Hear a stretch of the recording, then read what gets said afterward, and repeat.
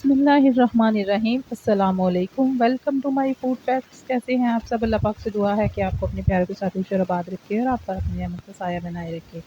आमीन सुम्मा आमीन। आज की वीडियो बहुत ही ख़ास है क्योंकि मैं आपको बता रही हूँ कीमे के कबाब बनाकर उनको कैसे फ्रीज़ किया जाता है। तो ईद पर ज़ाहिर है बहुत सा गोश्त होता है, तो उसमें से कीमा बना लेते हैं। कीमा बच्चे खुश होके खा लेते हैं, कबाब वगैरह। तो चलिए मैं सबसे पहले आपको ये बता दूँ कि ये मैंने कीमा ले लिया है, 2 किलो के करीब कीमा है और ये बीफ का कीमा है। तो ये देखिए प्याज मैंने 3 अदद ले लिए थे, बारीक कर लिए हैं चॉप।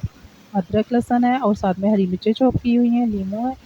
मसालों में मैंने आपको कीमे में बहुत ज़्यादा मसाले जाते हैं। काला नमक है, दूसरा नमक है 1.5 चम्मच, काली मिर्च पिसी हुई है, भुना हुआ और कुटा हुआ ज़ीरा है, साबुत ज़ीरा है, धनिया है, कुटा हुआ भी है और भुना हुआ भी, चिली फ्लेक्स है, सूरा मिर्च है और कसूरी मेथी है जिसकी बहुत अच्छी सी स्मेल आती है। हल्दी है पूरा 1 चम्मच, क्योंकि हल्दी से मसालों में बहुत अच्छी सी खुशबू आती है जब कीमे में शामिल करें। साथ में मैंने तिक्का मसाला ले लिया है।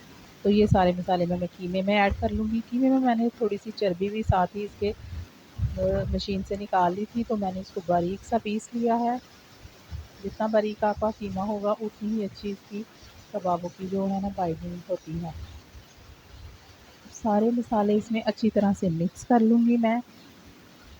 तो ये कबाब बना के रखने का या कीमे में मसाले मिक्स करके कोई भी शेप के कबाब बना लें, कोफ्ते बना लें, कुछ बना के आप रख देंगे तो एक तो आपकी जो फ्रीज़र में जो है आपका तो गोश्त सेफ अच्छे से हो जाता है, दूसरा आपके काम में आसानी हो जाती है और तीसरा वो जगह भी नहीं इतनी मलती।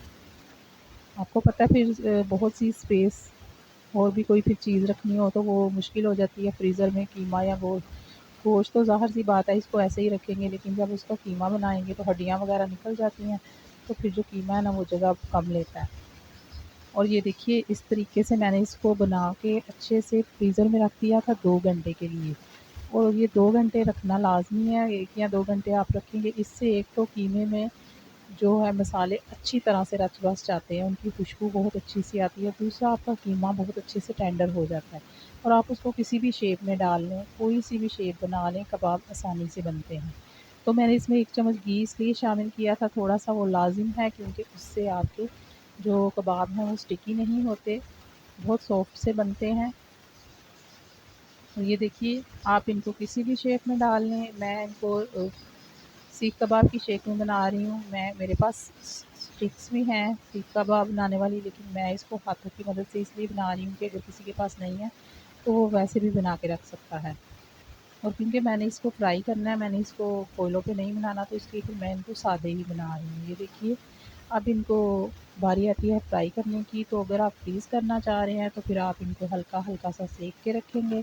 हल्का-हल्का सा बिल्कुल थोड़ा-सा ऑयल डाल के आपने इनको डीप फ्राई नहीं करना कबाबों को, हल्का-हल्का सा आपने इनको दोनों साइडों से सेक लेना, बहुत कुक नहीं करना। इससे ये होता है कि आपके जो कबाब हैं काफ़ी देर तक सेक रहेंगे तो उनका ज़ायका बिल्कुल भी चेंज नहीं होगा।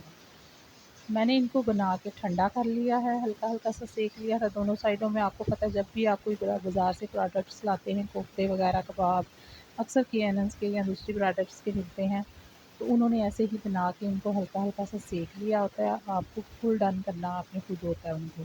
तो मैंने भी ऐसे ही किया है। ये देखिए इनको मैंने अच्छे से हल्का-हल्का सा सेक लिया था, फिर मैंने इनको अच्छे से ठंडा कर लिया है। ठंडा करने के बाद आप इनको पैकेट्स में डाल के तो आप इनको आसानी से सेक कर सकते हैं। और जैसे चाहें आप इनको निकाल के यूज़ करें, इसकी कबाब हांडी बनाएँ।